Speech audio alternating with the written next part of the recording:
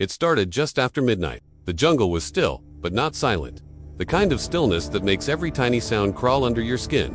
Our campfire had burned low, casting long, shaky shadows on the tent walls. I was half asleep when I heard it. A faint scrape, then another. Like something clawing at the dirt. At first, I thought it was an animal rooting for food. But the sound wasn't random. It was steady, deliberate, moving in a slow circle under the camp.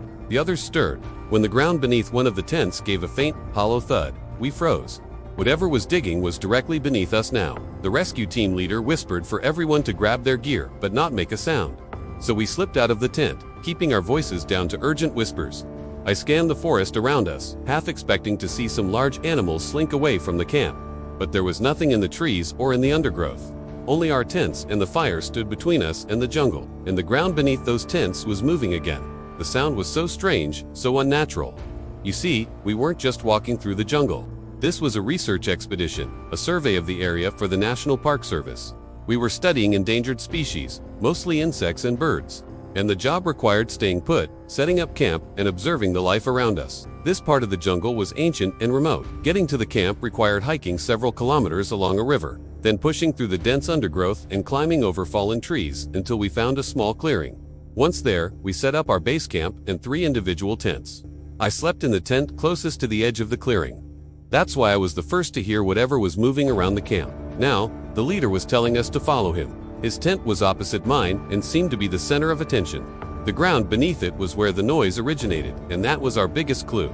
We stayed close to the tents, moving only when the sounds moved, never straying into the open. As we followed the path of destruction around the camp, the tunnels grew wider apart, as if the thing digging underneath us was pacing.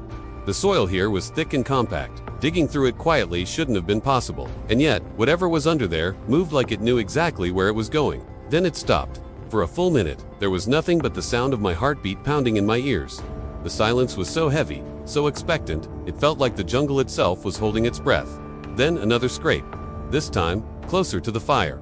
Then a muffled breathing sound that made my skin prickle. My blood ran cold as I realized it was getting closer, circling the tents, searching for a way in. I stuck close to the leader. At first, the sounds beneath the tents were faint scrapes and clicks, like claws on wood. But now they were growing louder, more frantic.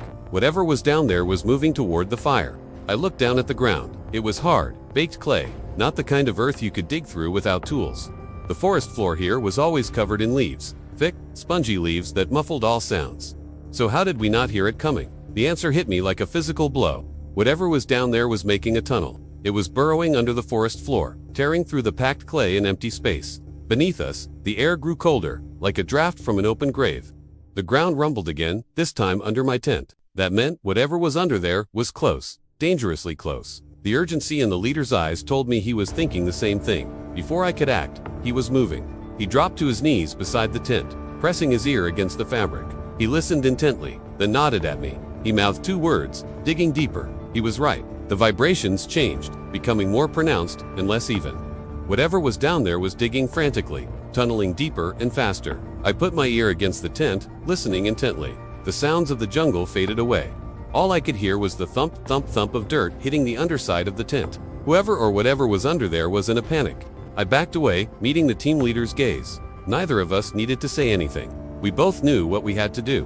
We packed our things quickly, piling them on top of the tent to hide our silhouettes from the firelight. As soon as we were done, the digging stopped. As silent as it had come, it vanished. In the stillness that followed, my heart hammered in my chest. I stared at the dark shape of the jungle beyond the fire, willing myself not to see movement where there was none. But even in the pitch-black darkness, I could sense that something was testing the surface, nudging the dirt like it was looking for a way in. We waited, watching the dancing shadows, listening for any sign of movement. But nothing came. Still, something was out there. I could feel it. The hairs on the back of my neck prickled and goosebumps rose on my arms. It was as if the forest itself was watching us, holding its breath. The leader leaned closer, his voice barely a whisper. "Wait here. Don't make a sound." Then he slipped away into the trees. My mind screamed at me to run, to hide, to do anything but stay there. But my feet were rooted to the spot.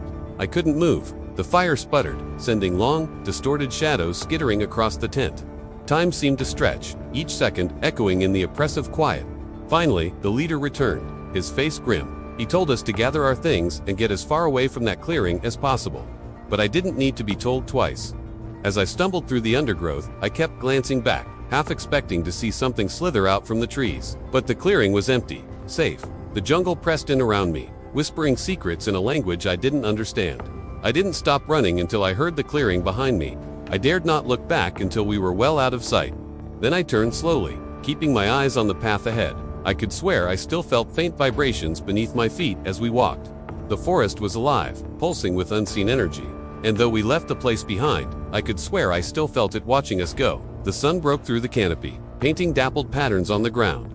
Birds sang, insects buzzed, and the symphony of the jungle welcomed the day. But beneath that vibrant life, something stirred. Something ancient and unseen watched us leave, waiting for the next foolish souls to stumble into its domain. We didn't find any signs of what we were running from. No prints, no scratches, nothing. The clearing was pristine, untouched, as if what we experienced was a trick of our minds, a shared hallucination born of fatigue and the stifling heat. But the leader never went back, and the rest of us never asked him to. Some places are best left undisturbed, some secrets better left buried. The jungle is a patient teacher, and sometimes the only lesson it offers is survival. Even now, years later, I can still feel its presence beneath my skin. When the ground rumbles beneath my feet, I flinch.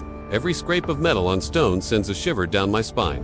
And the slightest tremor in the earth makes me look over my shoulder at the dark shapes in the trees. The jungle doesn't always strike from the trees. Sometimes it comes from below.